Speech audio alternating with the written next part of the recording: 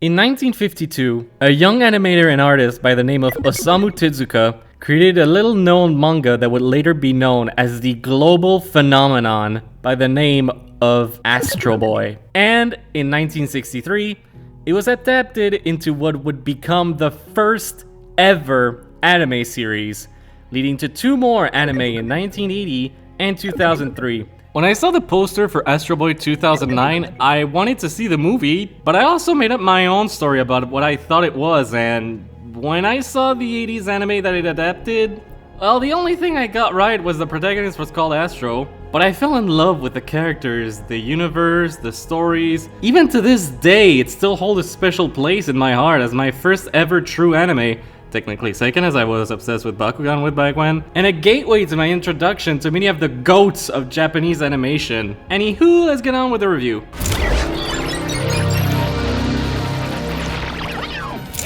Directed by David Bowers, the director of Flushed Away and the live-action Diary of a Wimpy Kid movies, the Astro Boy movie tells the story of Astro, voiced by Freddie Highmore, a robot who was born after the tragic loss of whom he was modeled after, Tobio, the son of renowned scientist Dr. Tenma, voiced by Nicolas Cage, the person who built Astro with the help of Dr. Elephant, voiced by Nighy. Once he finds out he's a robot and not the original, and with President Stone, voiced by the late Donald Sutherland, on his heels for the blue energy, which is what Astro runs on, Astro finds himself below the surface where he ends up living with Hameg, voiced by Nathan Lane, and ends up falling in love with one of the kids here, Cora, voiced by Kristen Bell. As you may have noticed, the voice cast is quite packed. Freddie Highmore, Nicolas Cage, Nighy, Donald Sutherland, Nathan Lane, Kristen Bell, and that's not even all of them. There's also Matt Lucas, Samuel L. Jackson, Eugene Levy, Alan Tudyk, Ryan Stiles, D. Bradley Baker, David Alan Greer, Elle Fanning, Charlize Theron. Should I stop? I think I should stop. By the way, how big is it of a waste to have Charlize Theron in your film and only have her appear as a narrator for the beginning portion?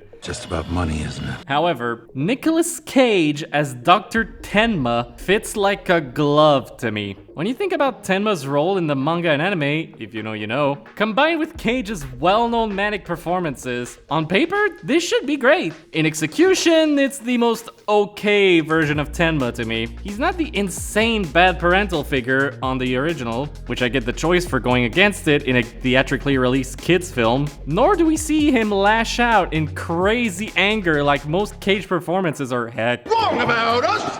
Wrong about Thomas Gates! Wrong that you'd like the Queen Anne chair! Even the original version of Dr. Tenma, except maybe the 80s version. But the voice fits the guy, so I can't complain. Technically I did by bringing up Cage as Tenma, but still. Next, the animation. It's good. Not Pixar or DreamWorks good, might I add, but few things are.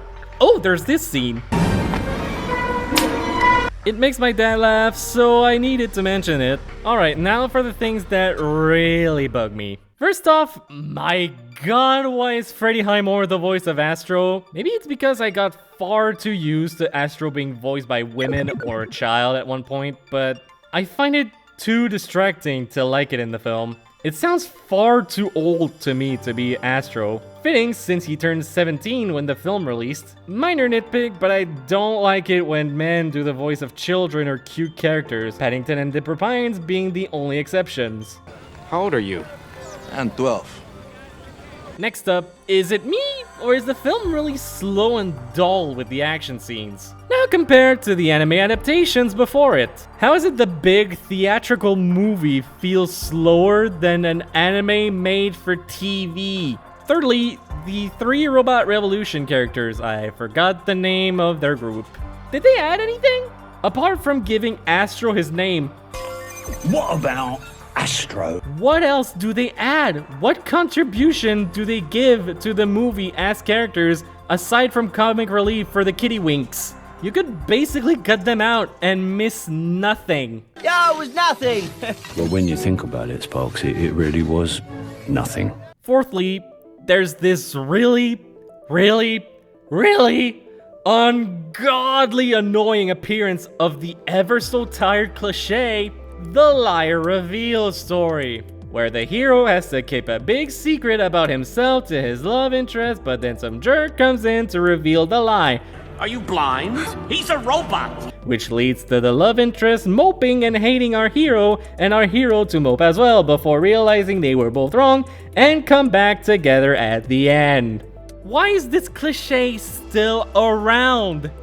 With a few exceptions, it's not used to forward the story, it just grinds it to a halt to have everyone mope around and feel sad for a short while. Finally, a minor one, but the way Astro is thrown out feels a little out of nowhere. In the original story, Tenma sold him to the circus after he was angry at the fact that he couldn't grow up. I've been a good father to you, haven't I? Well then, why can't you be a good son to me and grow up to be a normal human child like all the other children around here your same age? But in the 80s anime, he just lost him on the boat. In the 2003 anime, he was straight up the antagonist. But here, it feels kind of spontaneous and kind of out of nowhere and out of character, especially for this version of Tenma.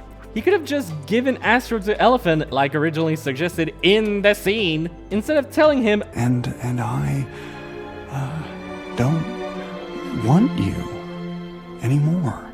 No! maybe it's me, but this scene could have gone a bit better. If this review barely felt like a review at all to you, it's because I found the movie to be kind of okay. To tell you how much I had nothing to work with, even now, I spent half of the negative review I wrote long ago. Don't bother looking it up, it's not online. Just talking about the laws of robotics, them having to put Uran in somehow, and how many seconds long Astro takes to deactivate in the movie compared to the anime. Which leads me to what I personally think about the movie as a whole and as a fan of the original work.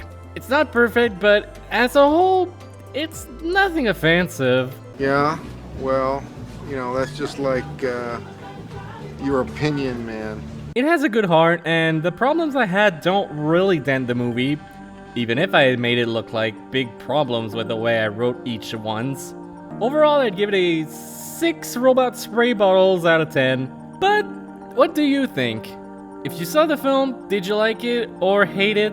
If not, did this review persuade you to seek it and watch it? Yes. Even if it felt half and half, if you do get a chance to watch it, go for it if you want. Maybe you'll like it better than I did. Nowadays, I mean, as a kid, I used to love it.